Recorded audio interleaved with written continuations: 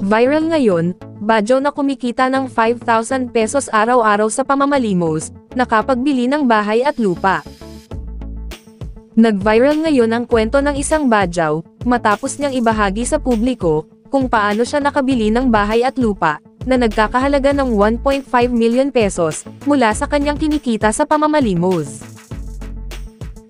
Ayon sa kanya, nagsisimula siya sa kanyang panglilimos sa kalye, mula alas 7 ng umaga, at natatapos ng alas 5 ng hapon. Araw-araw, nakakapag-ipon siya ng 5,000 pesos, hanggang 10,000 pesos, depende sa dami ng mga tao na kanyang nalalapitan.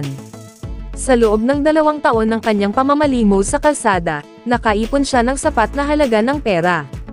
Dahil dito, nagawa niyang bilhin ang kanyang pangarap na bahay at lupa, na may halagang umaabot sa 1.5 million pesos. Ito ay isang patunay, na kahit sa kabila ng hirap ng buhay, may mga paraan upang makamit ang mga pangarap, basta't may tiyaga at sipag.